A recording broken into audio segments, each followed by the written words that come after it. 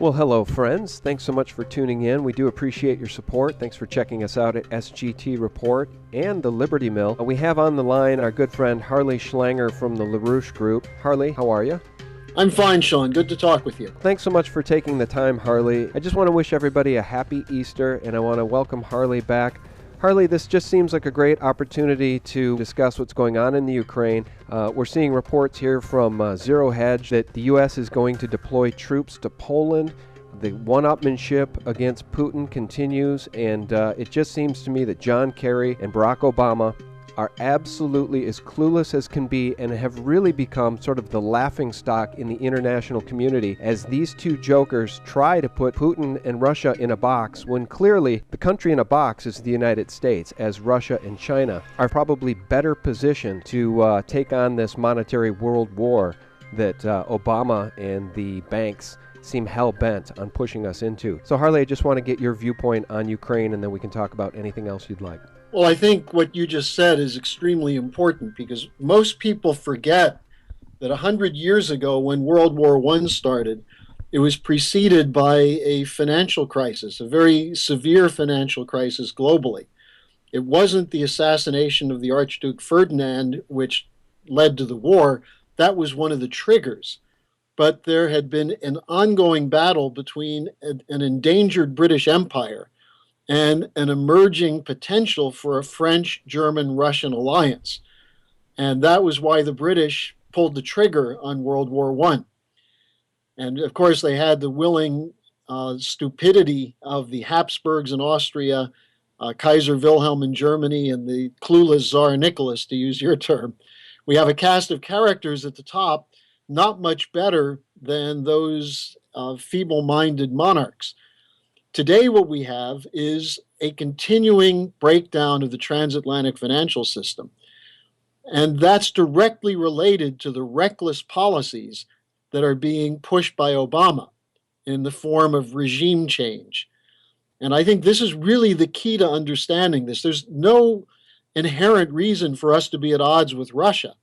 In fact, Martin Dempsey, the chairman of the Joint Chiefs, when he was asked about is there what military urgency about Russia moving into Crimea, he said, no, there's no strategic interest in Russia moving into Crimea that should break the U.S.-Russian discussion militarily. Because right now the U.S. is very dependent on Russia for Afghanistan. If we're going to remove troops and equipment from Afghanistan, or even to continue to provide for them, we need the corridors through Russia. There was ongoing collaboration between the U.S. and Russia on Syrian chemical weapons and also on drug fighting. And under the guise of supporting so-called freedom fighters in Ukraine, which is a hypocritical lie, but under that guise, the United States has broken those relations with Russia, including international drug trafficking collaboration. So, what we're seeing is a fraud that's being put over on the American people. And I think a lot of people aren't buying it, just as they didn't buy the Syrian situation. But the Obama administration is being helped by the Goebbels-style propaganda, nonstop attacks on Putin, on Russia, as though Putin is itching to go into Western Europe, when in fact it's the other way around. The Obama administration, as you pointed out, is itching to put troops and weapons on the border of Russia in Eastern Europe, in violation of agreements made by Presidents Clinton and George W. Bush with the Russians. So this is a reckless, dangerous policy, but it has really nothing to do with strategic fighting with Russia and everything to do with the disastrous collapse of the financial system. We saw an interesting conversation take place between Edward Snowden and Vladimir Putin live on Russian TV the other day. Edward Snowden asked Putin if the Russian government spies on its citizens, to which Putin laughed and said, no, we don't have that in place. We don't do that to our citizens, unlike the United States government. He also said, as it relates to sanctions against Russia by the United States, he said, and I'm paraphrasing Harle, he said, the United States is willing to cut off its nose to spite its face. And it seems like the only straight shooter, if you compare Obama's rhetoric and John Kerry's processed, teleprompted rhetoric to Putin speaking off the cuff like a real leader, it seems to me that the one person who's speaking truth consistently is Putin. It's shocking to see this. Well, of course it is. And the American people need to be shocked by hearing the truth. And unfortunately, you can't get it through the media and you can't get it through our elected leaders. You have the scene where Obama's blustering all the time, threatening Russia. And then for McCain and Lindsey Graham, that's not enough. So unless McCain really wants to fight a war with Russia, in which I think he might, but that's why I say you have to look at the broader strategic issue here. What's at stake in Ukraine has to do with two things. One is the debt that's owed by Ukraine. Ukraine has between 15 and 30 billion euros of debt that has to be refinanced this year. And when the EU, the European Union, made an initial offer to Ukraine back in November of last year, the Ukrainians looked at it and they said, we're going to get very little money, and instead we're going to get the International Monetary Fund. I'm talking now about the Yanukovych government. Mm-hmm. We're going to get the IMF coming in here telling us we have to strangle ourselves. So they rejected it. And the Russians offered them 15 billion euros, cheap gas, and longer-term trade agreements. Now, this gets to the heart of the issue. What is it that Putin really wants? Does he really want to take over these broken-down economies? Putin made it clear 2 years ago when the EU asked the Russians to help them out when they were on the verge of a breakdown of BNP Paribas, of Deutsche Bank, of Unicredit, and many of the major banks, Santander. The Western banks went to him and said, will you buy Eurobonds? And Putin said, why would I eat someone else's spoiled food? It will just give me indigestion. And instead, he turned toward China. He turned toward India, Brazil, South Africa, and said, let's see if we can do something outside of this collapsing system. And for a collapsing system, the last thing you want to see is an alternative, even if it's weak at first. You don't want to see a situation where people might jump out of the austerity regimes and jump out of the euro and jump out of the dollar into some different currency, which would be backed by industrial production and raw materials, when our Western system is backed by nothing. It's a paper and computer fraud. The money that you think you have in the bank, if you go online and look at your bank account and you say, oh, good, I have X number of dollars, those are just markings on a computer. They're digits. They represent nothing. Now, the fact that today you could withdraw that doesn't mean you'll be able to tomorrow, as we're heading toward bail-in regimes in the West. So Putin basically said, forget that. We're going to, if we have to batten down the hatches, we will. We have dollars. The Chinese have dollars. And they decided they were going to start an accelerated trade and infrastructure development program. And Putin held that out to Ukraine. The Ukrainians looked at Greece. They looked at Spain. They looked at countries that are under IMF austerity in order to stay with the euro. And the Yanukovych regime said, no thanks. And at that point, while there was unrest in Ukraine, because Yanukovych was not a good guy, he was corrupt, he was tied to some of the oligarchs. Yanukovych was not exactly Putin's favorite. But what Yanukovych said is, I'll go toward the Russians right now. But he never cut off the option of later on doing something with the euro. Immediately, Victoria Nuland, the former assistant to Dick Cheney, one of the neocons, her husband Robert Kagan is one of the people who got us into Iraq. These neocons that were holdovers from Cheney joined together with what I call the liberal imperialists, like Susan Rice, like Samantha Power, the ones who basically are the authors of the regime change doctrine, now called responsibility to protect. They're not as crass as Cheney was, but it's the same policy. And this is a policy designed to break the back of any alternative monetary system and to force the whole world under the bankers' dictatorship that exists today in the transatlantic union. So that's what the Russians rejected. So Nuland and others sent their teams that had been given military training into groups of people who were opposed to Yanukovych for corruption, young people who just wanted to demonstrate, wanted more freedom. And they used those people who supposedly were freedom lovers to launch an insurrection and a coup. And as soon as the coup came in, and Newland called it. You remember, Sean, we talked about this last time, the yachts question, the intercepted phone call where Newland said, who's going to be the next president? That's right. He was the next president. And what was the first thing he did?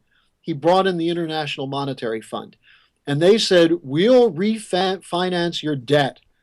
But in order to get our money, you're going to have to impose a strict austerity regime. And Yatsenyuk, who's now the president of Ukraine, said he took this job on as a suicide mission because he knew the people of Ukraine would hate him soon for what he was going to do. And so they imposed a 50% cut in pensions, a 40% increase in oil and gas prices.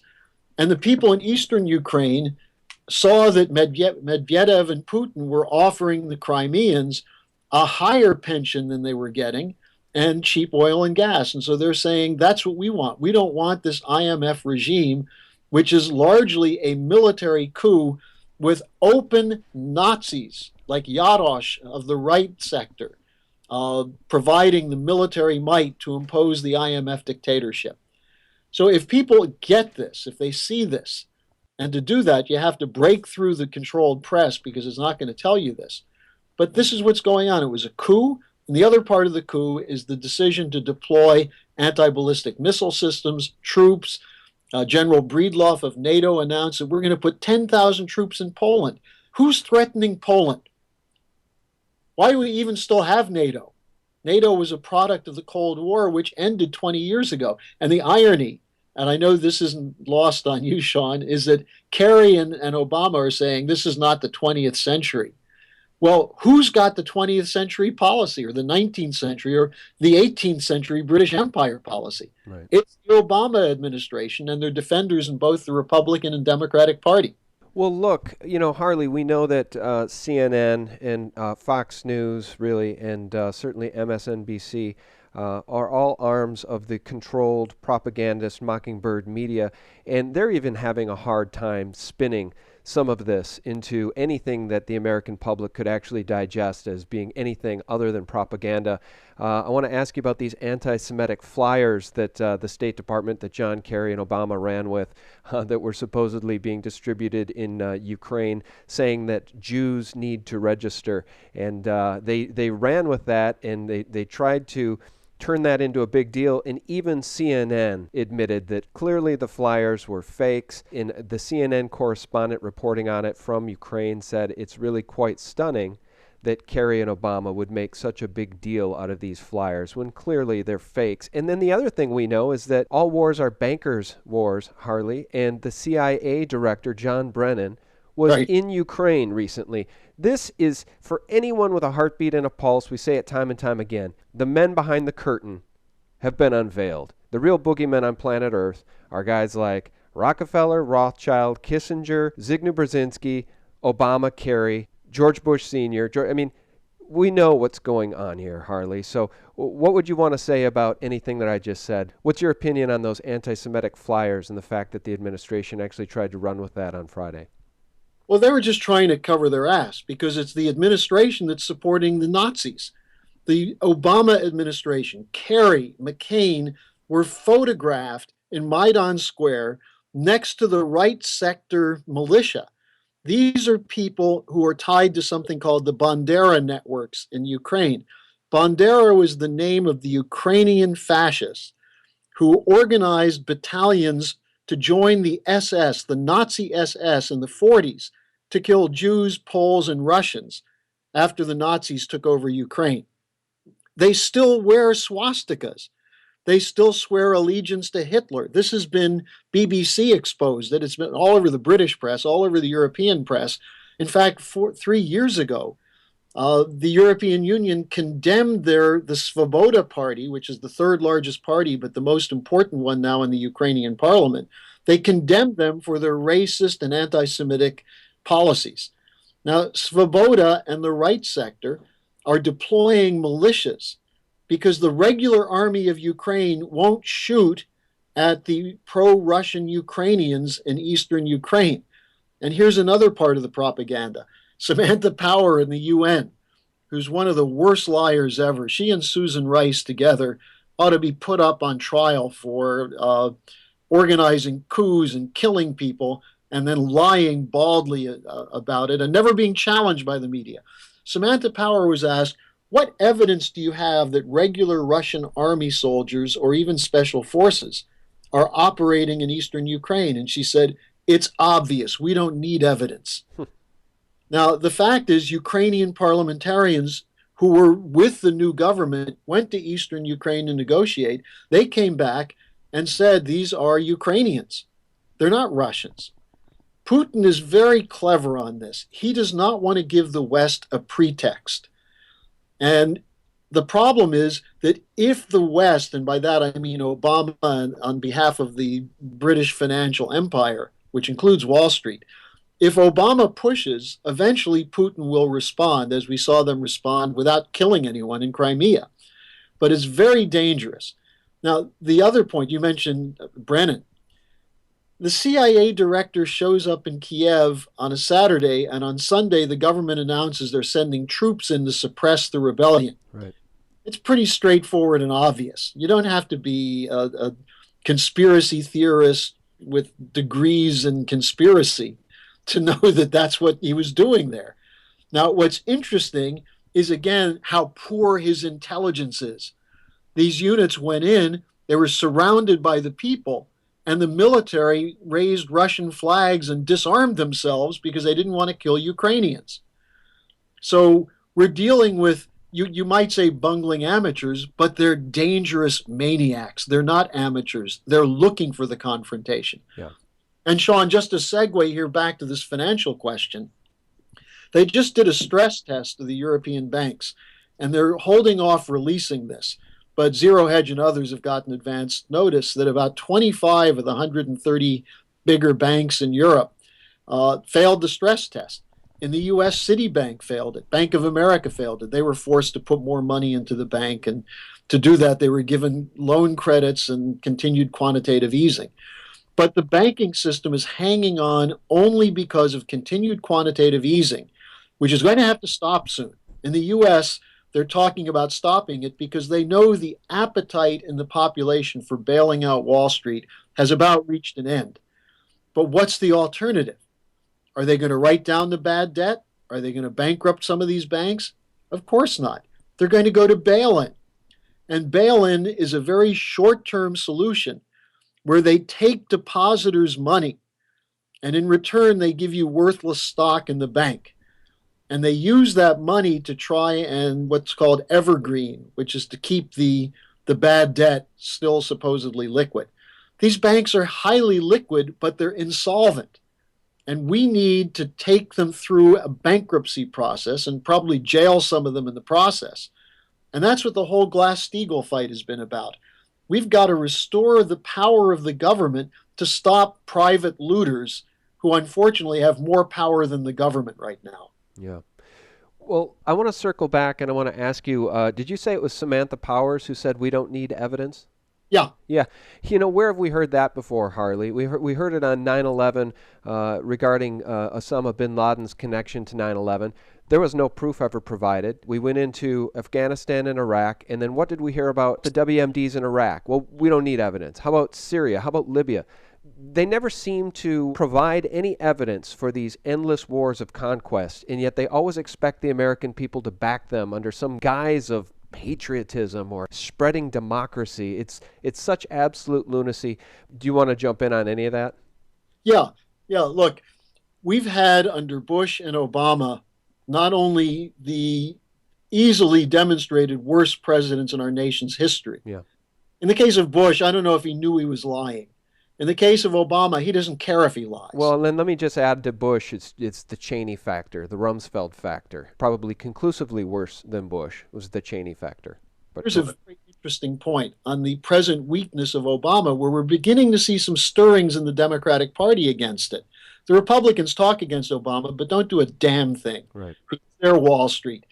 There are some Democrats who are starting to get concerned that Obama is going to blunder us into a nuclear war. And so what issue do they pick up? There are two issues now that are outstanding that get right to the point you were making. And by the way, both of them touch on John Brennan. and his relationship with Bush and Cheney and his relationship now with Obama. One is the 28 pages of the Senate Intelligence Committee report on the Saudis, which was classified by Cheney and now is still classified by Obama. That's right. They do not want the American people to know of the Saudi Arabian connection to 9/11 and what actually occurred that day. I would add the Mossad probably to that, and those documents will never be revealed. But you're right. There's, 28 pages, 30 pages about 9/11 that Congress has seen, some members of Congress has seen. They're considered classified because they don't want the American people to know about the Saudi connection to 9/11. And the Saudi connection is John Brennan in the United States.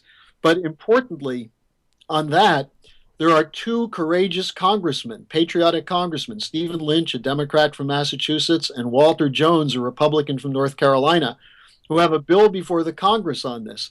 And one of the points they're making is that Obama promised the families of the victims of 9/11 that he would declassify the report. He promised them twice, and he has refused to do it. Now, the second issue is this torture report that the Senate Intelligence Committee was working on. Now, I don't want to say Dianne Feinstein is a courageous patriot because she's sat on this for 5 years. She knew for 5 years that the CIA was refusing to cooperate. They were providing documents, then redacting them. And then they started to intimidate staffers. And this is under Obama. And so Feinstein came out publicly and said, this document we have on torture must be released because it has 2 points to it. One is that the torture was barbaric. It goes against any premise of the human rights of the American government. But secondly, that there was no actionable intelligence gained from it. It didn't work. Mm-hmm. Now, this report that included the Panetta's report has been suppressed by President Obama and Holder. And so Feinstein's committee voted to release it. And Obama said, okay, we'll declassify it. I'm turning it over to John Brennan and the CIA to redact it first. Now, Brennan he's the right-hand man with Obama on drone warfare, on NSA spying, he's in on it. He's the Saudi connection. And he also was working directly with Cheney on torture. So Obama, to protect Brennan, and who knows what Brennan might have on Obama, but to protect Brennan, Obama is allowing what's a real constitutional violation on 2 grounds. The CIA is operating in the United States, and secondly, the executive is suppressing the investigative authority of the Congress. Now, these are just 2 more to a laundry list of impeachable offenses committed by Obama. But this one is rankling key Democrats and some Republicans like James Sensenbrenner of Wisconsin. So what I'm seeing now with this war danger is people are looking out of the corner of their eye and they're saying, look, if Obama's left in there, we know he has no legislative agenda except to kill people with the Obamacare, with phony immigration reform, with NSA spying, but he might get us into a war that could destroy the country.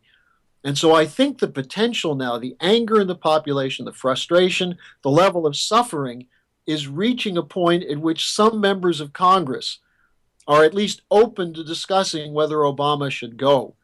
Now, I work with Keisha Rogers here, who pulled a huge upset by getting into the runoff for the nomination for the Democratic Party for U.S. Senate in Texas. Now, the Democratic Party has denounced her because she is calling for the impeachment of Obama. An African-American Democratic woman is in a runoff on May 27th in Texas with a very wealthy dentist whose loyalty is to Obama and Bush. So any of your listeners who live in Texas, and I don't care if they call themselves Republicans or Democrats, as long as they didn't vote in the Republican primary on March 24th, they can vote for Keisha in the runoff. If Keisha wins, and right now it's heading toward a toss-up, if she wins, this will be a huge crushing defeat for Obama because he has all these operatives in Texas and lots of money going against her. But we're telling them, please tell people that Keisha's not a regular Democrat because she doesn't like Obama, because that just gets her more votes. Obama is less popular in Texas than rattlesnake venom. Well, we wish Keisha Rogers the very best. And of course, you'll never hear her name mentioned on Fox News, who you would think would love to run with that story that an African American female despises Obama. You'd think that would be a story that would get some traction. But of course, you won't see it because the left and the right are controlled there in the Mockingbird media. I wanted to ask you about a couple of very important other things, Harle, before we lose you. One of which is drought. I know that you guys are very concerned about and have been reporting on these epic droughts, really biblical level droughts in California and Texas. And our friend Michael Snyder over at the Economic Collapse blog has been reporting on it as well, asking his readers if they're prepared for the doubling of food prices by the end of this decade. And he notes that even in Brazil, which most people probably don't realize, the drought has gotten so bad that 142 cities were rationing water earlier this year. And, as you know, Harle, Brazil is one of the leading exporters of food in the world. California is an absolute breadbasket for us. Meat prices are on the rise. Texas is in horrible shape. What would you say to listeners about the drought situation, and how do we protect ourselves from what certainly is going to be inflationary food prices over the next coming year or two? Well, what you just reported is absolutely true. The food prices are going to go up because in California, 10% of the arable farmland is taken out of production this year, and another 20% is being starved for water. So that's almost one third of the production in California, which provides over 40% of leafy green vegetables, spinach, broccoli, Brussels sprouts, things of that sort. And then, of course, cattle. The U.S. cattle herd is at its lowest level since 1951. Now, that might appeal to Michelle Obama, who seems intent on starving Americans, but that's not a good news for most Americans. Look, there's no short-term solution. You can do things with desalination, but we would run into energy shortages then. I would say that we have to have a plan in place for a massive increase in water, and that's what's called the North American Water and Power Alliance, which can bring water from Northwest Canada and Alaska through the Rocky Mountain Trench into the lower states. It would provide an increase of 20% of the water, pure water, fresh water in the United States. This was a project developed in the 1960s by Parsons Engineering Company. It was ready to go in the mid-60s. And the biggest opponent were the environmentalists who said we shouldn't mess with Mother Nature. We shouldn't divert rivers or change river channels. It also, by the way, would produce 6 to 10 million jobs building dams, water channels, engineering projects, incredible construction, building of new cities. It's an updated TVA type program, which is much larger in scale. If we don't take something on like that, we will lose much of the food production in the United States. And as most of your listeners should know, there's no quality control for imported food. You don't know what's in it. And you've got Monsanto and others messing around with the food supply. So we're in a serious danger of that. Now, the other thing you should know about this is that the idea of conservation is not going to solve it, because you need more water.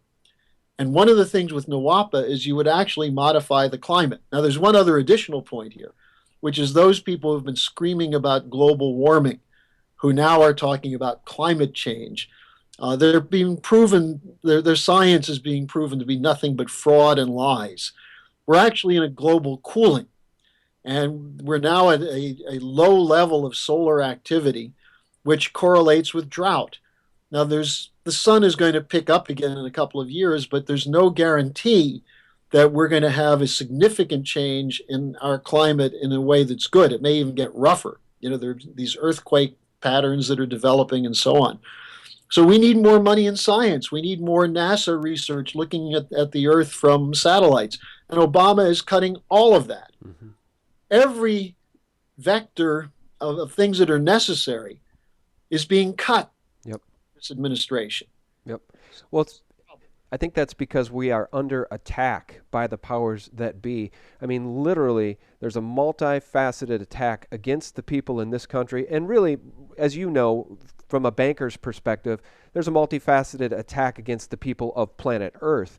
And all wars are bankers' wars, Harley. And, it couldn't be more true that the powers that be are turning the apparatus now around on the American people. And that could not be more evident than the BLM land grab in the Bundy Ranch standoff. Now, I wanted to get your opinion on what happened there in Nevada. The interpretation by many is that the liberty movement is rising, and finally a line has been drawn in the sand.